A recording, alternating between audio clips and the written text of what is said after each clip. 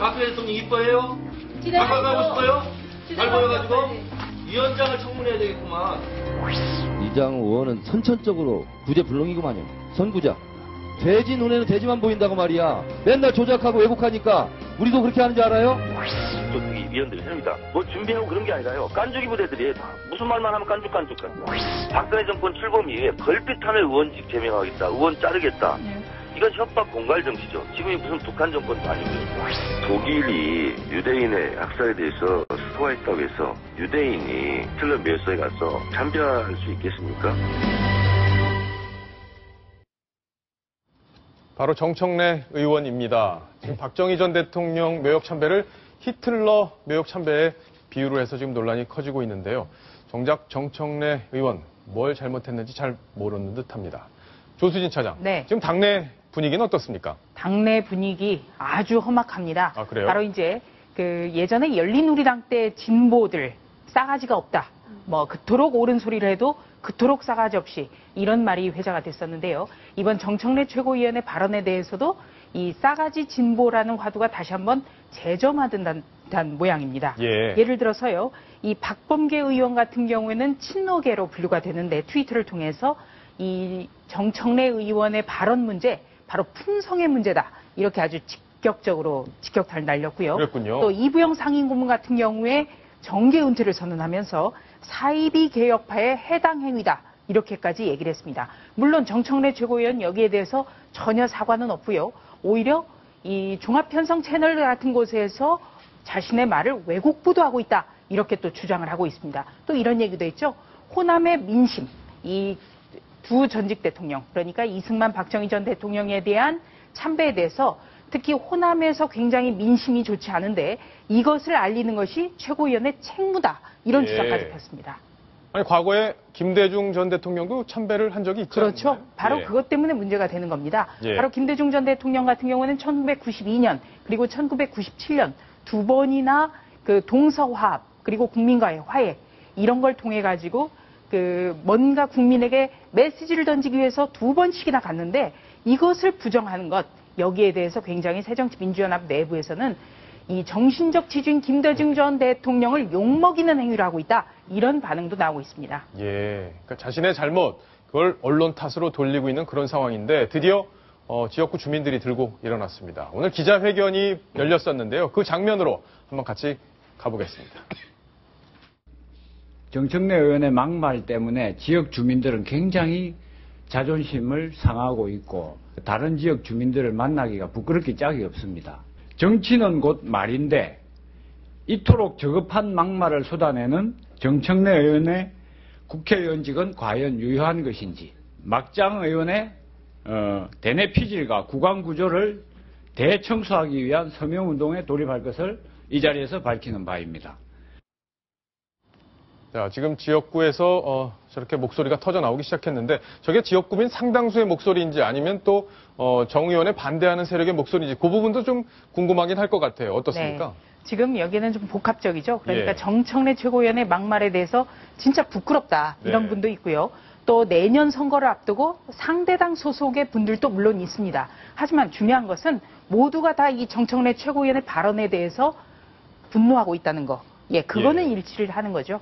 그러니까 아까 말씀하셨듯이 새정치민주연합 내에서도 비판 여론이 좀 뜨겁다. 네. 이 부분은 확실한 건가요? 그렇습니다. 예. 자, 그럼 당내에서 무슨 아무런 조치가 없습니까? 그렇게까지 비난 여론이 있는데 이분을 그냥 이렇게 막 최고위원인데 앞으로도 계속 이제 최고위원회에서 얘기를 계속 할 텐데 언론이 집중을 할 테고. 그게 문제죠. 이 새정치민주연합이 새 지도부를 출범시켜서 새롭게 출발하는 모습을 보이려고 하는 차에 찬물을 끼얹는 거나 다름없는데요. 문제는 당내에서 중도파 의원들을 중심으로 이 정청래 최고위원에 대해서 뭐 사적인 모임에서 얘기를 한다든가 아니면은 굉장히 기자들 만나서 비판은 하지만 공개적으로 발언을 안 하려고 합니다. 왜?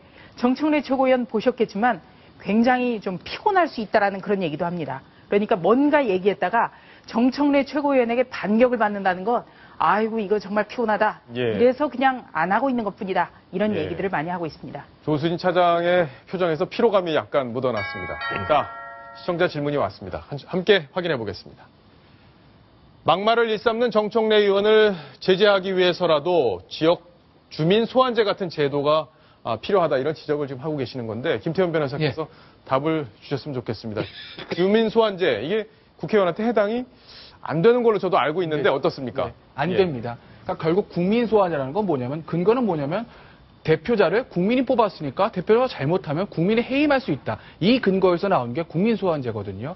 지금 우리나라에 주민소환제는 있습니다. 즉 지역구의 지방자치위원이 잘못했을 때 주민소환할 수 있는 제도가 그 지방자치법에도 있고 그래서 주민소환에 관한 법률이 규정이 돼 있습니다. 그렇기 때문에 지방의원 같은 경우에는 만약에 잘못하게 되면 또 지방자치단체장 같은 경우에 잘못하게 되면 우리가 유권자를 소환할 수 있습니다. 하지만 국민소환, 즉 국회의원에게는 아직까지 해당되지 않습니다. 사실은 이 국회의원에게도 국민소환제를 만들어야 된다, 안 된다 여러 가지 얘기들이 있는데 아니 근데 왜냐면 예. 국회의원만 그게 없다면 국회의원의 특권이 아니냐 이런 논란이 또 있을 수 있거든요. 예. 그 부분은 어떻습니까? 그래서 정치학자들과 헌법학자 사이에서 국회의원에게도 지방자치단체장과 지방의원처럼 국민소환제를 도입해야 된다는 얘기도 있고 도입해서 안 된다는 얘기를 찬반양론이 갈립니다. 예. 근데 현재까지 우리가 지방자치 제도에는 지역 주민소환제를 도입을 했지만 국회의원에게는 도입하지 않은 것은 지방자치의원과 국회의원의 어떤 지위가 다르기 때문이죠. 예. 즉 지방자치는 풀뿌리 민주주의입니다. 지방자치단체장과 지방자치의원은 그 지역 주민들의 의사를 대변하는 사람이거든요. 그렇기 때문에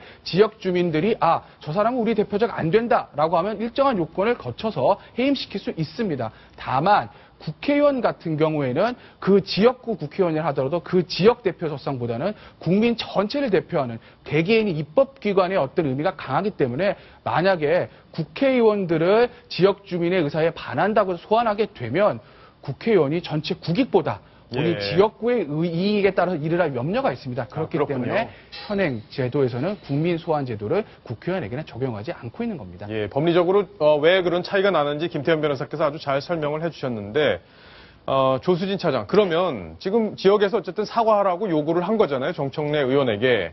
정청래 의원은 그 사과 의사는 전혀 없는 건가요? 지역 주민의 어떤 그런 건 의식을 좀 하지 않습니까? 언론이 아니기 정래 때문에. 최고위원이 어떤 이 부분에 대해서 어떤 반응을 보였다든가 이런 건 못 들어봤고요. 아, 그래요? 저는 작년 일이 생각나는데 바로 지방선거 직전이었죠. 북한에서 무인기 석대가 잇따라서 그 남쪽으로 내려와서 발견이 됐는데 여기에 대해서 그 북한의 소행일 것이다 이런 추정이 나왔을 때 정청래 의원이 주장을 한 적이 있습니다. 절대 북한 소행이 아닐 거다. 코미디다. 이렇게까지 얘기를 했는데요. 북한 소행임이 밝혀지고 난 뒤에 사과를 했을까요? 전혀 아니었죠. 그때 바로 이런 북한 무인기가 이렇게 내려왔는데도 발견이 됐을 때까지 몰랐다는 거. 예. 이거를 문제 삼아서 국방부 장관 해임을 요구를 했습니다. 예. 네. 그러니까 어떤 잘못을 했을 때 거기에 대해서 바로 사과하기보다 계속 다른 쪽으로 이렇게 화제를 몰고 가려는 듯한 그런 성향이 작년에도 있었거든요. 예. 뭐 한두 번은 아닙니다만 쉽게 사과리라고는 보지 못하겠습니다. 그리고 김태현 변호사께서 조금 전에 이 국민소환제도에 대해서 조금 그 답변을 드렸는데 가장 중요한 것은 바로 유권자가 총선에서 어떤 선택을 하느냐가 가장 중요할 것이라고 봅니다. 그렇군요. 그러니까 총선에서 심판할 수 있는 길은 있기 때문에 그 부분으로 접근을 해야겠다 이런 설명인 것 같습니다. 조수진 차장. 그런데 지금 마포을, 서울에 있는 이 마포을이 자꾸 논란이 되고 있습니다. 과거 18대 때도 강용석 의원이 여기 이제 현역 의원이었는데 아나운서들을 상대로 이렇게 막말을 했었잖아요. 그렇습니다. 여기 분들이 좀 자꾸 이렇게 막말 논란에 휩싸이는 이유가 뭔가요? 글쎄요, 이 마포을이 참 살기가 좋은 지역인데 네. 17대 때는 당선자가 정청래 의원이었고요. 18대 때 총선에서는 강용석 전 의원이었고 이번에 다시 이제 정청래 의원이 당선돼서 어떻게 보면 리턴 매치가 이루어졌다. 이런 평가도 나왔습니다만 뭐 마포을 주민들 굉장히 현명한 분들이기 때문에 여러 가지 생각하실 걸로 저는 알고 있습니다. 예. 오늘 문재인 대표가 이 정청래 의원의 발언에 대해서 뭔가 좀 지적을 한 모양입니다. 그 지적 직접 한번 또 들어보시겠습니다. 14일 토요일 오후 4시 범국민대회를 할 예정입니다. 우리 문재인 당대표도 참석할 것으로 제가 알고 있습니다. 많은 국민들께서 함께해 주시기 바랍니다. 아까 범국민대회에 참석할 거라는 것은 아직 결정된 바가 없고 최고위원들도 대회 행사에 참여하게 되면 당을 대표한다는 그런 식의 조금 성격을 가지기 때문에 좀 당내 논의가 아무래도 좀 선행돼야 한다 거라는 점을 말씀을 드립니다. 문 대표가 지금 침을 한 방 놨네요. 네, 예. 경고를 좀 완곡한 표현이지만 아주 센 경고를 줬는데요.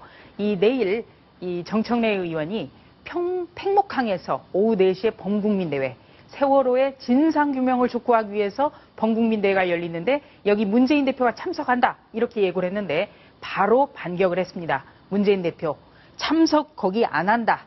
예, 팽목항 방문하는 건 맞지만 그 대회는 참석하지 않는다. 그러니까 한마디로 지도부 내의 의견이 모아지기 전까지 개인 의견 얘기하지 말라는 겁니다. 어제 그 문재인 대표가 당의 원로격인 상임고문단과 오찬을 했는데요. 여기에서 상임고문들이 강력하게 요구한 게 있습니다. 예. 네, 바로 정청래 최고위원의 그 히틀러 발언을 비판하면서 당의 규율이 필요하다. 기강을 다잡는데 먼저 최선을 다해달라. 이런 당부를 했다고 합니다. 예. 야당에서 빚어지고 있는 막말 논란, 우리 국민께서 상당히 지금 불편해하고 있는데 야당이 국민의 신뢰를 회복해가고 있는 이 과정에서 저런 막말들 별로 그렇게 바람직하게 들리지 않을 것 같습니다. 자, 이번 소식 여기까지 마무리하겠습니다.